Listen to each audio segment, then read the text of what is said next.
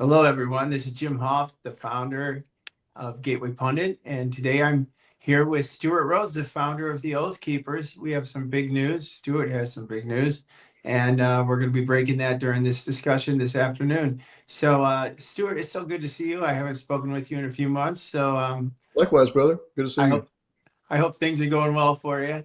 Yeah, back at it. Back on mission, brother. That's Driving on. great. That's Yeah. great.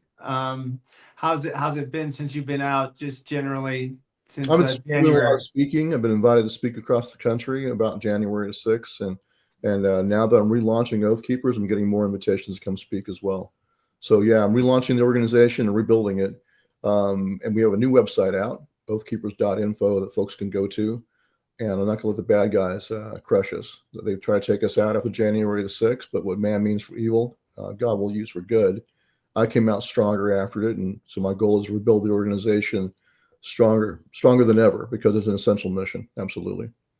That's wonderful news. So the Oath Keepers is going to have a relaunch here, and Stuart's breaking that news this weekend. Yes, sir. And That's right. has been they have a new website out there. We'll link to that for sure. And Stuart, when we spoke before, the when you first launched the Oath Keepers, that was back during, I think, Obama was president. 2009. That's right.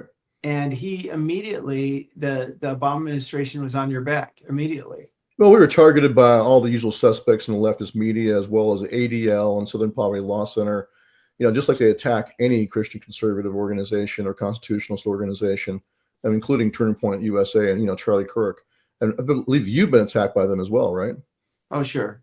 So Yeah. yeah, Our name's always on the list. anyone that stands up to them or stands up to the Uniparty is going to be attacked. Like, I worked for Congressman Ron Paul, and my eyes were open a long time ago about the corruption of both political parties. And I watched them steal a nomination from him in 2008. I watched the corruption firsthand when I worked for his office in Washington, D.C. That's why I focused on the amendment of the guns, the guys that had been given orders to violate the rights of the American people. And the big example we used back then was the gun confiscation during Hurricane Katrina, where you had police officers brought from all over the country to help, obeying unlawful orders to take away guns that people were just trying to protect themselves against looters. And so that's how we got launched. And the whole point was to remind the current serving, military, police, first responders, that they have a duty and responsibility to refuse unlawful orders. And just for saying that, we were attacked out of the gate, labeled anti-government, which is absurd because we're defending the Constitution that established the federal government. We were labeled anti-government, extremists, and all kinds of nonsense, because the elites want blind obedience in the police and military. They don't want them thinking for themselves and taking seriously their responsibility to refuse orders. Absolutely.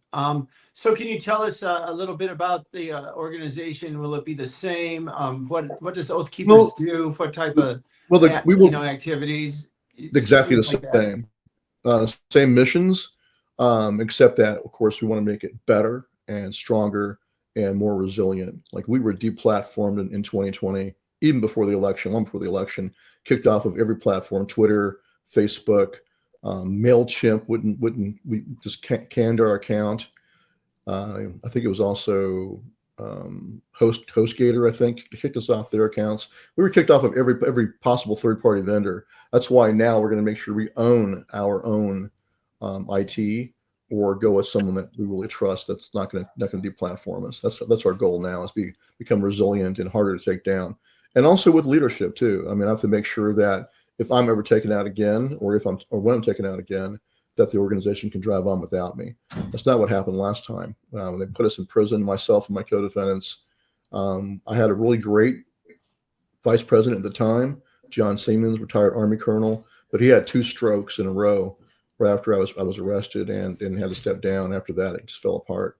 So we want to make sure it's got resilience and redundancy built in that can drive on strong. With the same mission, though, you can't call yourself an oath keeper if you're not willing to protect people against radical Antifa and other leftist violence in the streets. You can't call yourself an oath keeper if you're not willing to step up and stand up for free speech and assembly, or go out there and do serious disaster relief work like we did. And so there were some pretend people and posers out there using the name while I was in prison. And long story short, they tried to steal the name, but they were not successful. And so I'm going to make sure that I only want honorable people in the organization that have courage. And so it takes courage to be an oath keeper. If you don't have the kind of courage that it takes to do it, then don't join. But what I don't want is people that run around the T-shirt and say, oh, I'm an oath keeper, and then when asked by some Republican ladies group or some other people to come protect them, they're like, oh, we can't do that. It's just too dangerous. So, if they're not willing to risk themselves to protect women and children and others that are vulnerable to an Antifa attack, then they've got no business wearing the shirt.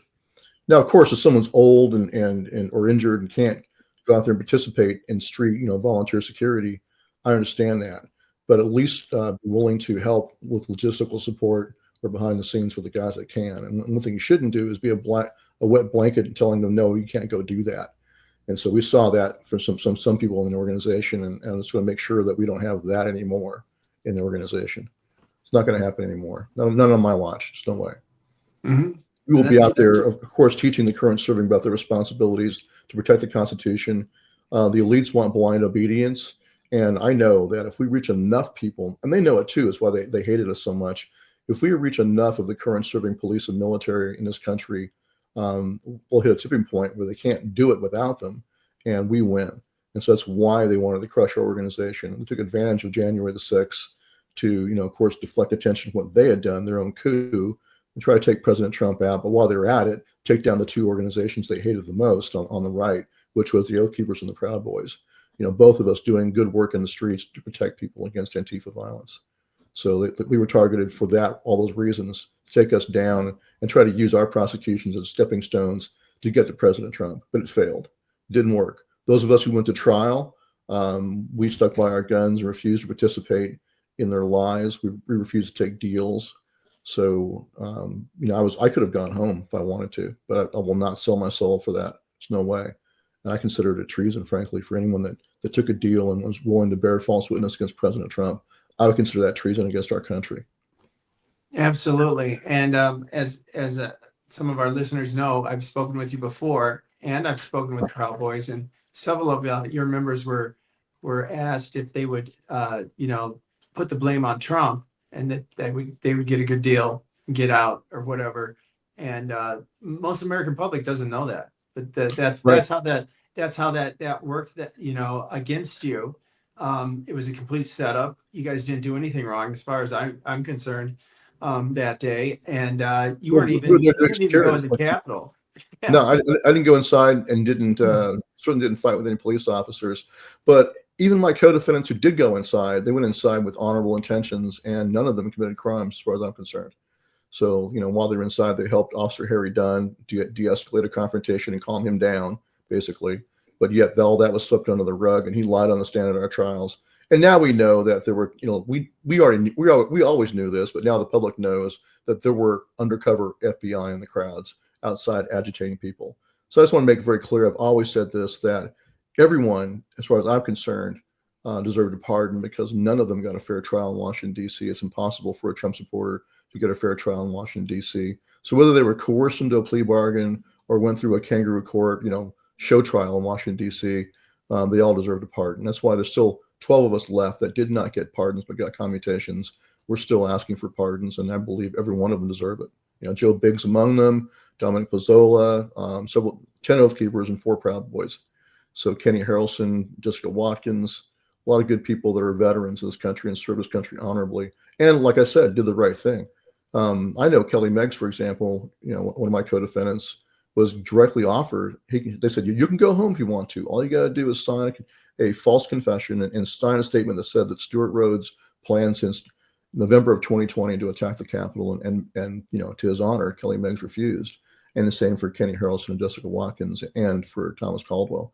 They were my co-defendants. They refused to bend the knee and kiss the ring. And so they were very honorable. And so they all deserve pardons, for sure. Absolutely. And I know that there's some legal work still going on. Yeah, we have applications in with the pardon attorney, Ed Martin. But, I have faith in the end it'll happen. So with those of us who are veterans, like I was a service-connected disabled veteran. I was a paratrooper in the Army until I was disabled in a parachuting accident. I have a fused spine and still rods in my back. But I was sent a letter while I was still in solitary confinement. I was in solitary for about 15 months. But while I'm in solitary, I get a letter from the VA saying that because you've been found, guilty of seditious conspiracy in a show trial, They said you have lost all your military benefits and you can no longer be buried in a veteran cemetery, which is an ultimate slap in the face to us veterans. And so there are about, I believe, 7 or 8 of us that are in that same position right now. So, but the point I'm making today is that we're driving on. I'm not going to let the bad guys defeat me or defeat the mission. And the mission is, too important. So we want to spread the message about fidelity to the Constitution, loyalty to the Constitution, no matter what. And I always think back, and this is what got me through my time in solitary and in my 3 years imprisonment. I think back, I saw myself as a POW against domestic enemies of the Constitution. And I think back to my family has served, like 2 grandpas that fought in World War II, one in the Battle of the Bulge, another one was a B-17 ball turret gunner and didn't survive the war, And my great uncles, on my mom's side of the family, fought across the Pacific. That's the Mexican side of my family. So they fought across the Pacific and served this country honorably, And so I kept that in mind whenever I was in solitary confinement, that what I'm going through is nothing compared to what they went through. Wow. So, yeah. That's incredible. And I know other veterans felt the same way. That's what kept us strong. That and my faith. I kept in mind the story of Joseph, that what man means for evil, God will use for good. As long as you persevere and stay on course, that you'll be delivered. And that's what happened to us. President Trump was shot and God delivered him and protected him that day. I believe that's true in Butler, Pennsylvania. And when I was in prison, all the men in my unit, they respected him all the more because of that. They already respected him because he had signed the First Step Act to give them a chance to go home earlier to their families. But when they saw him react like a warrior after he was shot in the air, that's when I think he won the election. It was God's grace. So I believe that we've been given grace by the Lord for our country as well. So we have a brief window of opportunity right now to save this republic. And it's of course a lot of load on President Trump's shoulders, a lot everyone's wanting him to do. And I've always encouraged him to use his absolute power to declassify and expose the bad guys. Absolutely. And so I want to see that done, including with the Epstein files. There's definitely smoke there and there's fire there.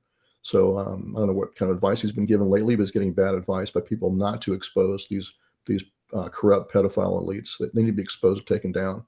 But what I'm going to be focused on is our responsibilities. We have responsibilities to square away our communities and get strong from the bottom up. And a big focus I'm going to have is what I'm going to call the Strong County Project, which is to get Americans strong at the local level. Certainly in politics, root out the rhinos, root out the establishment posers, and put hardcore patriots in power at the local level. But also physical security too. Neighborhoods, towns, and strong neighborhood watches that are armed. Strong town watches, strong church security teams. Churches need to be revived and revitalized into their role as Black Robe Regiment pastors and getting the community squared away. That should be the focal point for community strength, is your local churches. And then I want to see at the county level, we should have sheriffs that put in good, strong posses. And we've always advocated for that, but all too many sheriffs in this country duck their responsibility by saying they have to worry about liability and all this kind of stuff. So Sheriff Arpaio didn't let that stop him. He had a 3,000-man posse. So we'll be advocating for that, but I'm really not going to wait for that to happen. I think it's incumbent upon us, veterans in particular, to come together in our communities. We know, this is beyond a doubt, we know that October 7 style attacks are coming in this country. We already have, potentially millions of Islamic terrorists or sleeper cells in this country ready to go. And we also know we have a large number of Chinese proxies in the form of the cartels and all the gangs they control. So you have a massive number of military-aged males that have come into this country illegally across that wide open border. Among them, Al Qaeda terror cells and ISIS terror cells, et cetera. And they're already bragging about their intent to do an October 7 style attack. And so to prepare for that, I think it's incredibly important that men come together in every community in this country, every town and county, and come together and get squared away and trained in advance. So that's what we're working on. Of course, always with an open door to the county sheriff to use those men as his posse, but to be organized regardless, so that when it happens, the veterans can lead the way in crushing these terror attacks. Wow, that's amazing. That was a lot you shared, right? Right. Sorry. Quite a bit. Right. Yeah, that's. I'm sure that'll make some headlines. The left will go crazy about that. They'll think that there's something wrong with that. We had a program in Oathkeepers called the CPT program, which stood for Community Preparedness Teams. And yes, we announced that they lost their minds. So this will be similar to that, but I really just, when it comes to the security element, I mean, all that's important. Political, spiritual, revival is all important. But I'm going to focus like a laser on the veterans in particular when it comes just to the terror threat. It's like, guys, forget it. You know, when it comes to that, set politics aside. Let's focus on the reality that we've got, you know, countless numbers of potential terrorists in this country who are going to go hot at some point. They're going to do an October 7th style attack. Al-Qaeda's been bragging about it in their own publications. And so that is what's coming. So let's get ready for that. Just focus on that security threat and get ready for it. And while you're at it, you're also strengthening your community for many other reasons also, including natural disaster relief, or riots or civil disturbances or whatever. And one other thing I want to say is that President Trump, as commander-in-chief, always has absolute authority to call all of us up as the militia, because every one of us in federal statutes defining the militia, it's every able-bodied male from age 17 to 45. And for us veterans, it goes up to age 64 because of our prior training and experience. Right now, under federal statutes, President Trump can call us up as the militia if he sees it necessary, especially for three purposes: to repel invasions, to suppress insurrections, and to execute the laws of the Union. And right now, we see all three of those in play. We're facing an ongoing invasion in this country. It has not stopped. We're facing an insurrection by the left, and we're also facing a direct blocking and resistance against enforcing federal law, federal immigration laws, attacking ICE agents, you know, trying to ram them and run them off the road, throwing bricks through their windows. All of that is going on. And so under those three purposes, he can call up the militia. And the militia is all of us. So the National Guard is part of the militia, which is why it's completely lawful for him to use the National Guard as he has. And he should do more of that, I think, across the country. So that's completely constitutional and lawful. But along with the National Guard, which is defined in statutes as the organized militia, there's the rest of us who are defined as the unorganized militia. Anyone not in the National Guard is considered the unorganized militia. Well, President Trump could call us up. He could say, given the circumstances of an invasion, insurrection, and resistance against federal law being enforced, I'm calling up the militia, ordering all the men to come together in every county, put the veterans in charge of training and organizing all the other men, and just have them stand to and await his orders. He can do that, and I think he should do that. And so that's what I'll be advocating for from him. So from the bottom, from down in the rank and file, we can, you know, let President Trump know that we're ready to serve, encourage him to do that, call us up as the militia, order us all to come together in our counties under his command, which gives you complete legal sanction to do what you're doing. Then stand to. Don't go do what we want to do. You know, just await his orders. If he did that, imagine how much stronger this country would be within a matter of weeks. Within 3 months, the veterans can train all the non-veterans in small unit tactics and how to protect schools and hospitals and other vulnerable locations that jihadists might attack. We can get that squared away. And even if some future president disbands us or orders us to stand down, you can't unring that bell. Once we come together and get to know each other in our community under his protection as commander-in-chief, after that, you know, it's done. We'll still know each other, even if we're told to disband later. So let me ask you this. Has this ever happened before that a president has done something like this? Well, presidents... Called up militia? Yes. Militias? Yes. When the Whiskey Rebellion happened, George Washington, as our first president, called the militia of nearby states and suppressed the Whiskey Rebellion. That's right.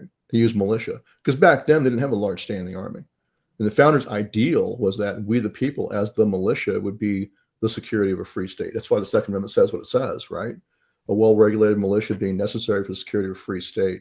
That's why you can't infringe on the people's right to keep and bear arms. And so the militia statutes have existed from the very beginning. So in the early republic, there were militias actually made up of the men of the local towns and counties in each county. And they could be called up by their governor to serve under the governor's command for natural disasters or domestic violence or whatever's going on inside the state. But they always, at all times, could be called up by the president of the United States under his authority as commander-in-chief.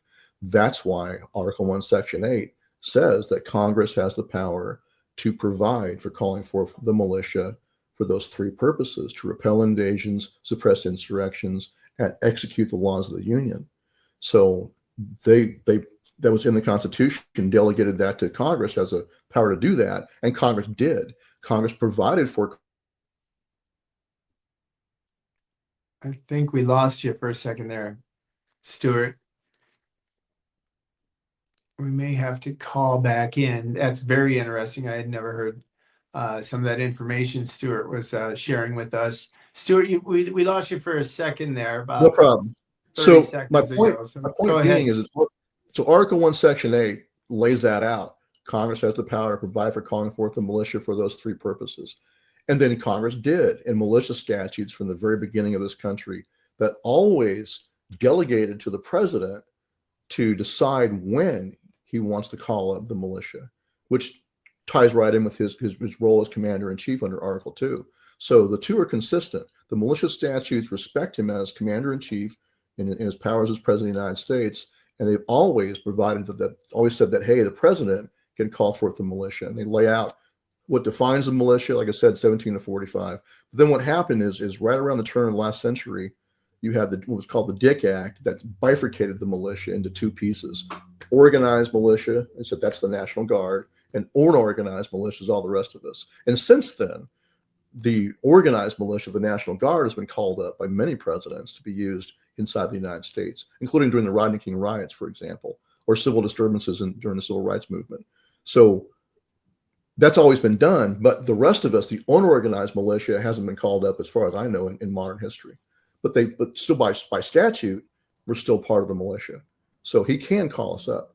And the same goes for the Insurrection Act, which adds on to the militia statutes. The Insurrection Act spells out the different situations that can happen when the president can call forth the militia or the U.S. military to use domestically. And one of the key ones it lists is whenever any state or local government official either fails to protect the rights of the American people or directly blocks and impedes the rights of the American people being protected. That's what we see happening across the country with the protection of criminal illegal aliens that have raped and murdered and sex trafficked and brought in fentanyl. They're being protected and shielded by state officials in this country, which is actually a crime.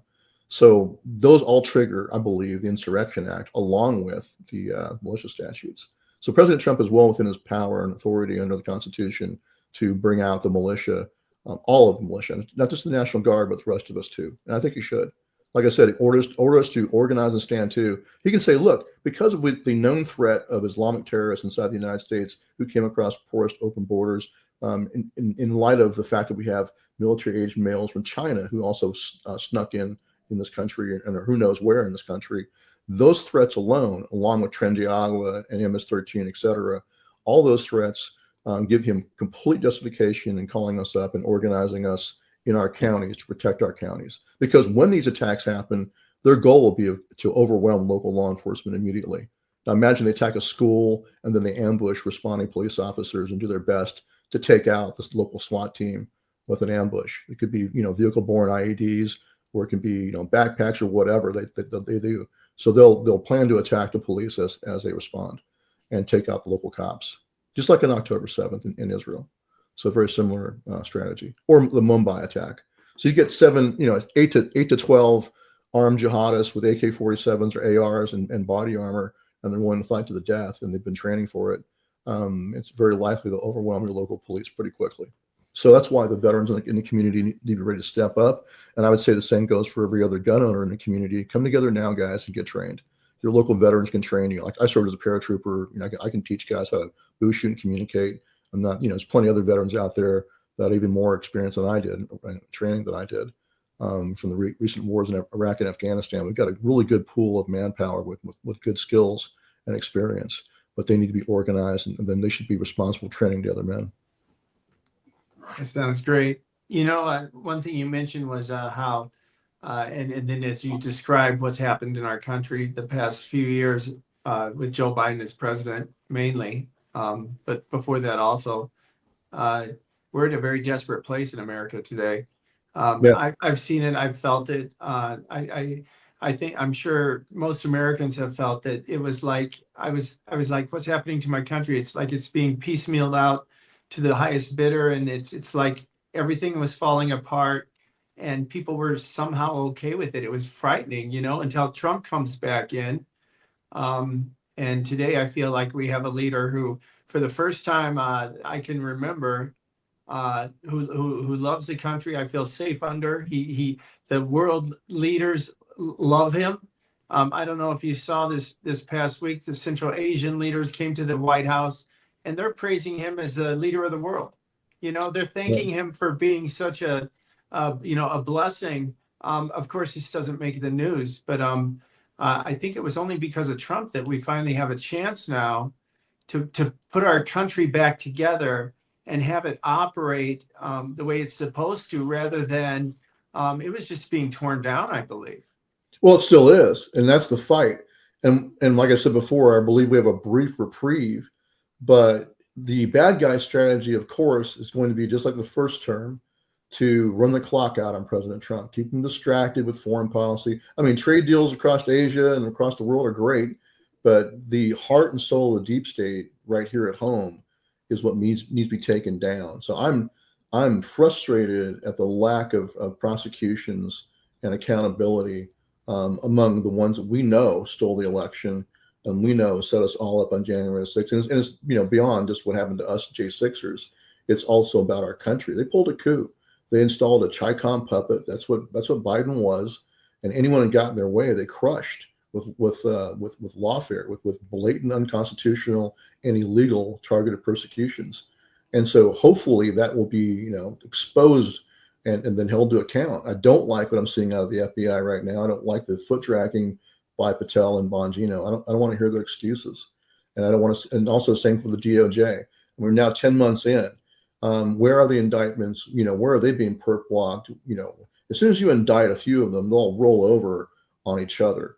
So just charging Comey with lying to Congress is nothing compared to what was done. We had two police officers, Harry Dunn and Lazarus, who committed perjury on the stand in our trial, just for one example. How come they've been charged with perjury? I'm sure they would roll right over on the prosecutors who suborned their perjury, which is a felony, and those prosecutors would roll right over on their leadership, all the way up to Merrick Garland and all the way up to Biden himself. And the same goes for this now potential identified pipe bomber. I'm not at all surprised that it's a Capitol police officer who now looks like was a direct match for the pipe bomber, and no surprise at all that she would leave right after J6 to leave the Capitol Police and go work for the CIA. I'm not surprised by that at all. I think the CIA's fingerprints are all over J6. This is why I really believe that the strongest weapon in President Trump's arsenal is mass declassification and exposure. He can declassify as commander-in-chief anything held in the files of the CIA, FBI, NSA, etc. They can't stop him, but he's being distracted or told by someone that he can't do that. And he should start with the Epstein files. Absolutely. If they've doctored them up or polluted them with crap about him that's not true, deal with that. But go in. I would put Tulsi Gabbard in charge of it, and she understands the military. She can use military intelligence. Don't trust the CIA. They should be kicked out of the building and just bring the U.S. military intelligence in to sort through everything and let the chips fall where they may. And I said this back in November of 2020 in open letters to President Trump. The secrets that are held by these agencies, that's the swamp water the swamp creatures swim in. It's both protects them and controls them. As long as they do what they're told, they all become millionaires, in Congress. But if they get out of line, they can be destroyed. That's how the intelligence agencies, which are an integral part of the deep state, that's how they control it. We really are a nation under blackmail.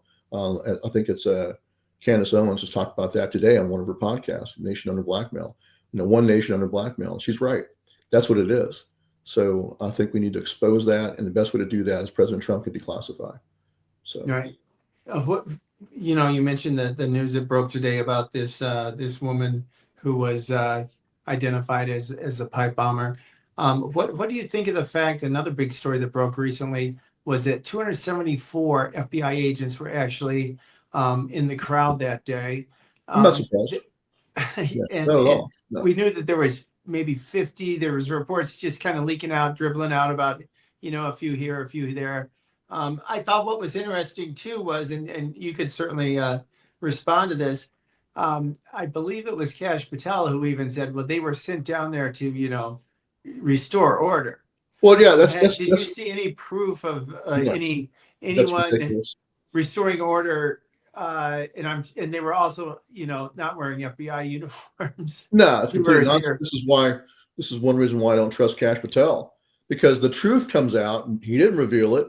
Someone in Congress revealed it. A staff member in Congress revealed that there were 274 FBI agents in the crowd. And then afterwards, President Trump's first ex post about that is spot on. That they weren't there to do anything legitimate. They were there as part of the setup. And he's right. And then Kash Patel comes out and says, "Oh, they were improperly used for crowd control that day." He's covering for that. He's a spin doctor now, covering for what the FBI did on J6. So I don't trust Kash Patel anymore. I think he's been compromised. I mean, it's blatantly obvious by now that the man has been compromised and should step down or be replaced. He's now doing nothing but covering for the criminals inside the deep state, inside of his own organization. He's not purging all the agents who persecuted us. So far, the only agents who've been fired, aside from the two, that one guy, Jensen, was finally fired after we all complained so much. The MAGA base complained. He was finally fired. It was a guy over all of our persecutions. But then after that, who else got purged? Only when they found out that some members of Congress were being surveilled by the FBI did some agents lose their jobs. That's it. All the other 5,000 FBI agents who were sent out there like a swarm of locusts to harass us and arrest us and harass our families and friends and intimidate witnesses, they have not been fired. They're still in the job. They're still there. And so when the real bosses from the deep state come back into power, once Kash Patel's gone, they'll go right back to the old job of persecuting the political right. They'll do it gladly. So I want to see them all fired. I also want to see every single FBI informant that was ever hired and paid by the FBI to go out there, or coerced into doing it, to go out there and infiltrate the political right, whether it's Oath Keepers or Proud Boys or 3%er groups or anti-abortion groups, anywhere, anti-men and women's bathroom groups, all these confidential informants they sent out there all across the country, who are many of them still on the job right now being paid. I want them all exposed. They're illegitimate. They got no legitimate law enforcement function except to act as proxies for the secret police, the politicized FBI. Expose them all. They should be on billboards with their face and what they did in every community where they live, to expose them to their neighbors so that we know who the snitches are among us. Because until then, we're always vulnerable to having some other FBI informant, even right now. Just as the FBI was running informants into political right groups during Trump's first administration, including inside of Oath Keepers. We found one of them at trial because we were getting ready to call this guy as a witness. And then they disclosed and said, well, he actually works for us. He was being paid by the prosecutors or by the FBI. Wow. So my point is that was going on during Trump's first administration, right? They came to Jeremy Brown, Special Forces veteran of Oath Keepers in Florida, and tried to recruit him in December of 2020. So they were actively infiltrating the political right and persecuting the political right under President Trump's nose. Now, why do you think it's any different right now under Kash Patel? I don't think it is.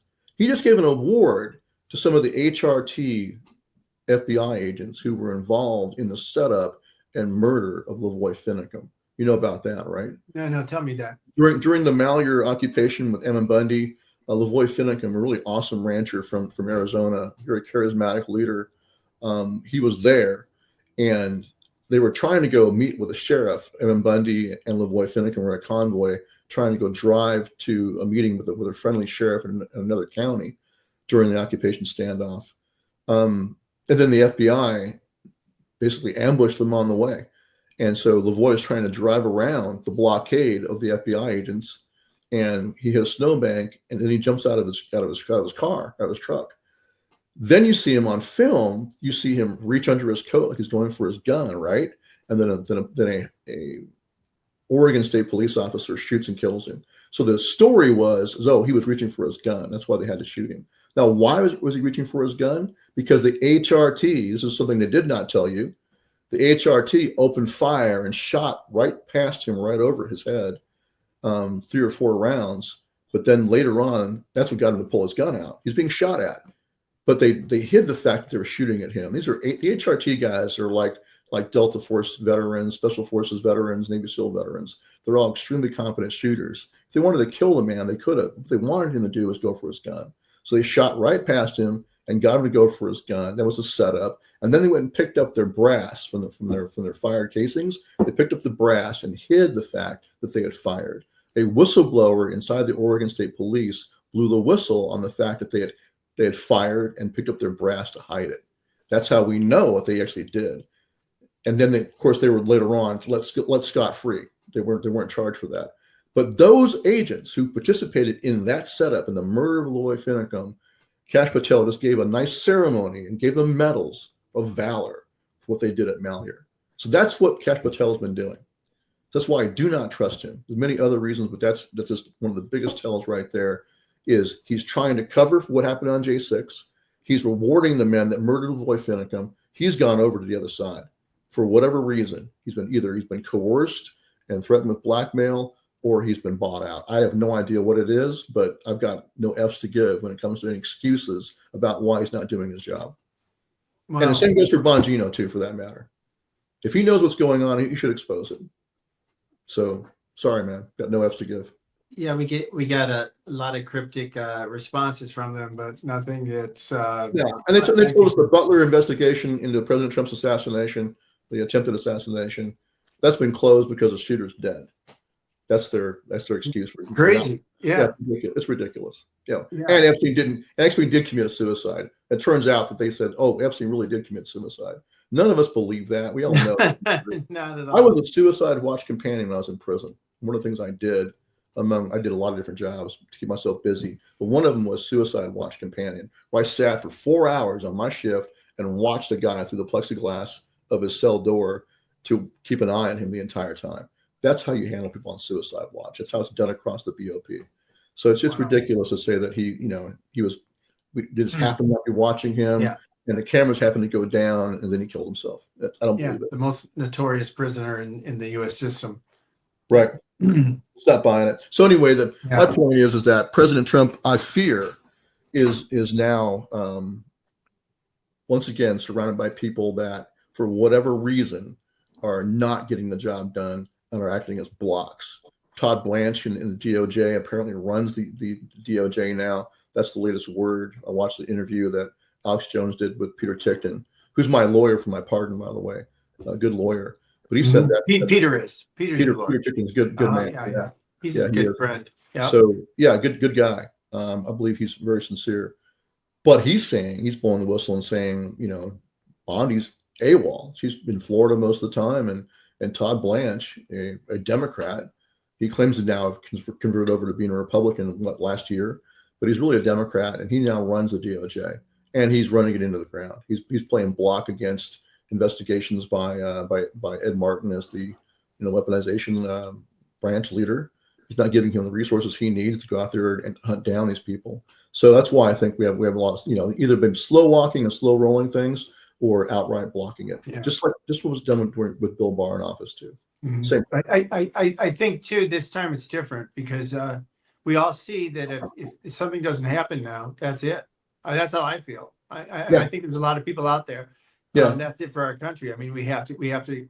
Well, I won't say that's it for our country. I will say this: it's much easier to fix things while President Trump is commander in chief. That's why I encourage him to take the gloves off and use his full authority as commander in chief to expose and he's got to expose them. And declassification is the first step. Declassify and expose them, including everyone on the Epstein list. I'm sure he's being told by someone, "Oh, you can't do that. It'll crash the economy. It'll crash governments around the world because they'll all be exposed as pedophiles." Well, if there's pedophiles, and there are, that are in charge around the world and ruining our world, not just our country, they should be exposed and taken down, whatever the price is. You take them down now. Don't wait. Don't try to make deals with them. Don't use it as leverage against them. Take them down. Because if you don't take them down, they'll just, like I said, run the clock out on him. And then what happens after that? When we going to have another chance like this to take them down now. Yeah, I agree. Totally. So now, I would put Tulsi Gabbard in charge of that. I think she's got good intent. And that, frankly, that's who I would support for a candidate after President Trump leaves. I think she is the one that I think has the best intent of all. Even above JD Vance too. Yeah, it's a good game, but look who look who he served as a protege. He was a protege of Peter Thiel all those years since law school. That's who he worked with. You know, so Yeah. Peter Thiel, the owner of Palantir, which was named after the Seeing Stone in the Lord of the Rings. You know, the evil Seeing Stone. I don't trust him as far as I can chuck him. So I really, frankly, I just don't trust JD Vance. Not like I do Tulsi. Tulsi's been outstanding. Yeah. Yeah, she's Definitely. proved up. I mean, I she like walked Vance too, quite a bit. And people, I like what he says, but I look at who he's associated with and who did he work for when he came out of law school. He went right to Silicon Valley and worked with Peter Thiel. So that's why I have a question mark over his head. Yeah. That, and then when I was in prison, I watched on Fox News, he was saying that, well, those who were violent that day on January 6th won't get pardons. And I couldn't believe he said that. It's like, how do you know they were violent? Just because they were accused of being violent? Just because they were labeled that way? Or because, obviously we saw some of the police reports, or not police reports, but the court documents that said, some guy would pick up a shield to protect himself, and they'd call it, they'd charge him with assault or whatever. Right. So. Or the guys that they felt something on top of their head, they felt something, put their hand up, big sign being passed through the crowd. Oh yeah. And they just touched it for a second because it was hitting their head, and then they were charged because it was later used, pushed against the police. They were charged with assault of a police officer. That was disgusting. That's why when I saw that, I was like, wait a minute. And by the way, Ray Epps was touching that sign too, and actually steering it towards the police. But he was never charged for that, right? Never charged. Yeah. I mean, obviously he's a Fed. I mean, if he wasn't a Fed, he'd have been sitting next to me at trial. And I don't have any problem saying that because it's just too much. I mean. But he was the one doing more than anyone. Yeah, I mean, the night before, even the night before. Right. He's on video actually doing what I was accused of doing, orchestrating or calling for people to enter the Capitol, so basically advocating a conspiracy to enter the Capitol. So he should have been charged. And that's why I want to see, hopefully with Loudermilk's committee coming out now on J6, we'll see a real investigation in the January 6th. I hope so. But why is there not already a real investigation going on inside the FBI with the task force? Why is there not already a DOJ task force on this? How come it's not happening? So far it's not. Yeah, well, this news this weekend should really blow things up, I would think. I mean, that's pretty devastating for them. We knew about the plants and the Oath Keepers. We knew about the plants and the Proud Boys. We knew about the FBI officers there. We knew, a lot of different things that were going on. Ray Epps, other people, but and you know what? The first time I heard, even just hearing that there was pipe bombs at the RNC and DNC, the first time I heard it, I'm like, oh, feds, right? Right. I didn't even have to see the video. I was just like, yeah. Feds, well, right? I believe that was the initial reason why, or one of the reasons why, not only did they divert police from the Capitol to that, but also I believe that was one of the justifications for shutting down the challenges. In that's what I heard. In fact, the media always said it was the rioters that shut down the Capitol, but actually it was the pipe bombs. What I had heard, we had reported on that early. They said the pipe bombs shut down the counting process. So, and that's when they cleared out the Congress. So anyway, there's a lot more to come. Then you have the two Secret Service agents who just finished their lunch after they were told there's a pipe bomb right there. They finished their lunch, and then they around, and they weren't apparently didn't feel threatened by it. I think they were in the know. Obviously, that was a fake pipe bomb that wasn't actually active. Otherwise, why would they behave like that? Makes no sense. Absolutely. Anyway, there's a lot more to be revealed. Well, I'm excited to report this news that the Oath Keepers is going to be relaunched and with you in charge. And I'm glad things are going well. And we'll put up your Give Send Go. Give Send Go /oath for the Oath Keepers. How many individuals did you have the first time you were formed? The Oath Keepers was formed. So our peak was 40,000 dues-paying members across the country. So that was at our peak during the Obama administration. It went down under Trump because a lot of conservatives go back to sleep whenever President Trump's in office. I think everything's fine. So we still had at least 30,000 members nationwide leading up to J6. And so they used J6 to try to stop President Trump and also take us down. But we're not going to let them do that. So we're going to drive on. And, All you know, right. and I want to make it clear, like I said, my goal would be to make it more cancel proof than before. We'll have resilient, redundant IT that makes it really difficult to take down. Because, you know, lawfare against us is as severe as a lawfare against Alex Jones, for example. And I want to make sure I put good people in charge and leadership everywhere in the country, so that, you know, down the road, if I'm taken out again, that it can still live on under good leadership without me being there. And what I mean by that are men that are really committed to the mission and are not afraid to continue on. It's incredibly important. It's part of our oath as veterans. We have a duty to respond to protect our neighbors against violence. We just do. It's just a bedrock. I don't think you can dance your way around that. I don't care if you're, oh, I'm worried about going to jail. Well, just deal with it. Deal with the fact that we live in a country wherever the Democrats are in power. If they can, they'll put you in jail. And so we'll be careful when we go into Democrat-dominated areas. We'll run a tight ship, and we should make sure we cover ourselves well legally. But it's still an important duty, and all the more for disaster relief. We just responded to the Hill Country flood in Texas on July 4th. We were there on the ground. Myself and other Oath Keepers in Texas got together. I'll send you some photos of that. Great. We were there because it was just a necessity. And other J6ers turned up too. Several J6 veterans. Big O Barnes turned up. The Mackey brothers turned up from Dallas, brought their skid steers down there. And then, you know, Larry Brock, who's now running for a state house. He's an A-10 pilot, Air Force veteran. Wow. Him and I both went down there together and jumped in for search and rescue after it happened. So that's just what we do. That's what veterans do. That's what patriots do. So I really think that we have to proceed, of course, be wise as serpents, but also act without fear. All right. All right, brother. Fantastic. All God bless right. you. Thanks for reaching out, and this is great news for the country. Amen. Well, we'll do our best.